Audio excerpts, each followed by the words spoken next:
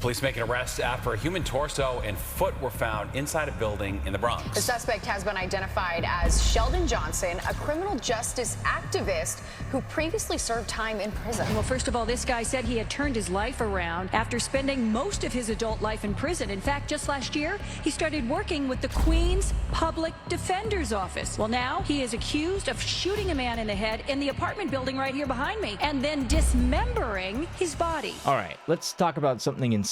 So pretty much everyone knows Joe Rogan at this point, right? Obviously, he's been around for a long time. I remember as a kid sitting on the couch all the time with my parents, just watching Joe Rogan host Fear Factor. I'm Joe Rogan, and this is Fear Factor. You are each gonna climb out of that window on the 29th floor of the Luxor Pyramid. Oh my God.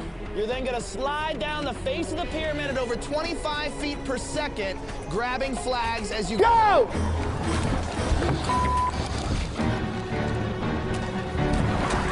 That show gave me absolute nightmares. He used to be a fighter, and now he seems to mainly commentate the UFC.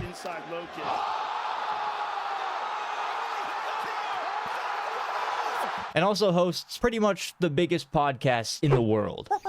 The Joe Rogan Experience. I think you would struggle to find a single person, maybe your grandparents, that haven't seen, at least a screenshot of a clip from one of his podcasts. This one definitely made its rounds a few years ago. Joe, being the man he is, clearly has a lot of connections not only within his own industry, but a lot of different industries. He knows actors, directors, billionaires. He knows a lot of different people. Joe Rogan has gone on the record and said that he doesn't pick his podcast guests based on the number of followers they have or, just how popular they are. He only really invites people on his show if he is genuinely interested in something that they've done or something that they have to say. All these podcasts that I book, it's all based on my interests. I get a list of people that are trying to get on, and I go, what did that guy write a book about? Oh, I want to talk to that dude. And it's just entirely based on me wanting to talk to this person. Do they solicit you or no? Or you Spotify has nothing to do with it. No, I'm saying the people on the show. Like, some of them, yes. Yeah, like I called you. Yeah, but some of them I'll call them. Some of them I'll watch a documentary. I'll go, hey, can you get this guy? Oh, that's dope. Yeah. They don't necessarily have to be famous or well known to get on the show. Okay, so why am I even telling you all of this? Did Joe Rogan do something wrong? No.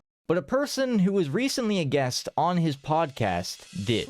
Meet Sheldon Johnson, an ex-convict and current criminal justice advocate. Sheldon went on Joe's podcast February 1st, 2024. At least, that's when the episode aired. He wasn't alone either. I believe his civil rights attorney was the man with him, Josh Dubin. This is pretty much the man that helped get Sheldon out of prison. I don't want to bury the headline.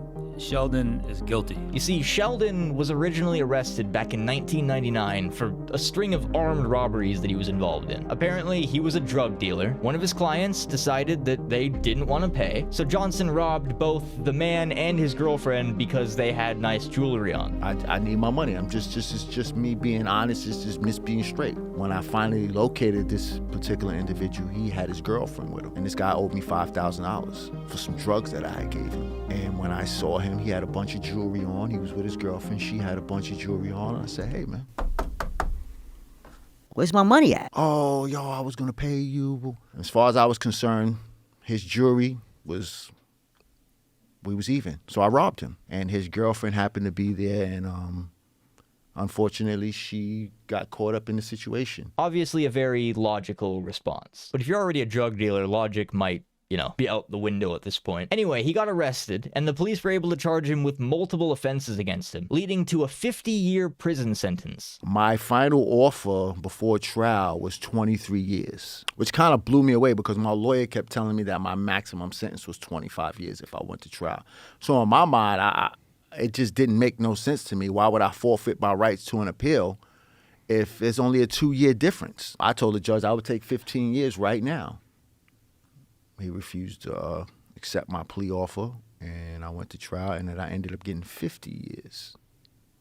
5-0. And Sheldon seemed to take that as some sort of a wake-up call, I guess, because over the next 25 years, he would become known for turning his life around and becoming a criminal justice activist. And after that 25 years, he was released and hired as a client advocate for Queens Defender, which is like a law firm. All right, so you're pretty much brought up to speed on who this guy is. Wasn't a great guy, but apparently turned his life around, right? At least that's what he wanted everyone to think. But if that was the whole story, I would not be making a video about all this. I seem to only cover all of the terrible things that happened for whatever reason. So as I said before, Sheldon Johnson was on Joe Rogan's podcast on February 1st, 2024. Well, I'm here to tell you that not even a full 24 hours ago, as of me recording this, on March 8th, 2024, Sheldon Johnson has been arrested and charged with murder after allegedly shooting and dismembering a 44-year-old man. I know, that sentence was insane.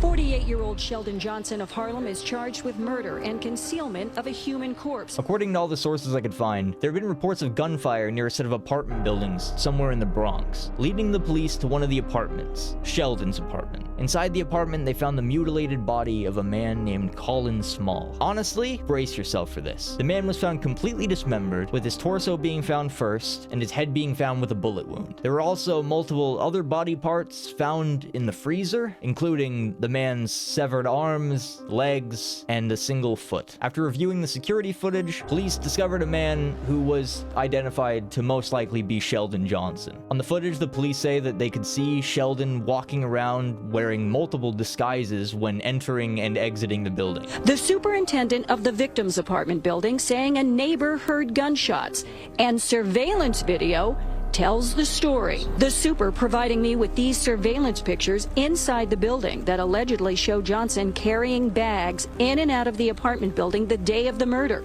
and changing his clothes several times, as well as wearing disguises. Johnson was then found and arrested, obviously, and taken in for questioning. He's currently being charged with both murder and concealment of a human corpse, and he's being held without bail, which is a good start, but he's also saying that he's completely innocent and didn't do it, so...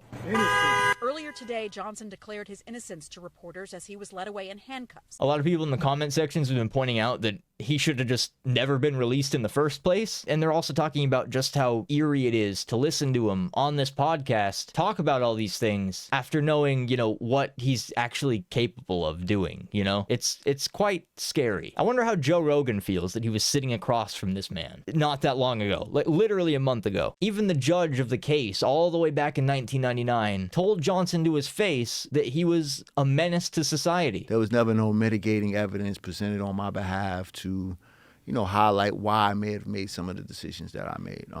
And he just called me a menace to society, and he gave me 50 years. And it looks like that judge may have been right. That statement may hold some weight. Here's another clip of the podcast that I find kind of eerie to listen to. It's basically just Johnson talking about how when he was sentenced to 50 years, he started doing research into life expectancy. And ultimately, he determined that his life expectancy would be around 67 years old. Being in his mid-20s at the time, and having 50 years of, you know, prison time ahead of him, he said that he would think to himself often, wow, I'm gonna die in prison. But he made it out. He wouldn't have spent his whole life in prison if he had really changed. But it seems even 25 years of reflection can somehow not be enough. Because if he does end up being found guilty, most people don't even get a second chance. I feel like the chances of getting a third chance, it's unheard of, honestly. Sorry for coming back after over a month of not uploading with such a downer of a video. Hopefully you're still able to find some sort of enjoyment within it. I really hate that it's been so long since my last upload. I've just had an absolute ton going on in my personal life. And to be completely honest, there's just been nothing really that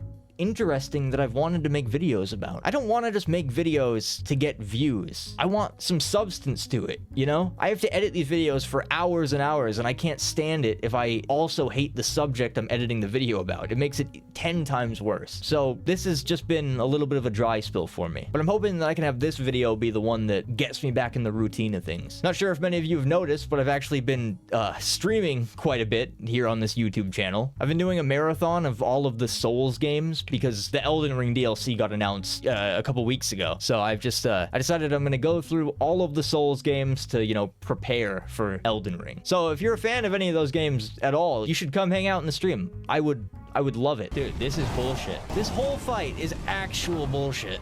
Ceaseless discharge, my man. Let me just squeeze by. That's cool with you. At the time of recording this, I'm pretty sure I'm almost done with Dark Souls 1. So then we're gonna go to 2, 3, and then Sekiro, and then Elden Ring. So I think it's gonna be a fun time. But anyway, if you're just here for the videos, which I totally get, hit the sub button so you can stay up to date for whenever I do upload, which I promise is going to become very frequent. Also, maybe leave a like so more people can see this and, you know, find this community. You can also join and become a member if you're baller like that. Go enjoy whatever other videos you're gonna watch, and I hope I see you again soon. Bye.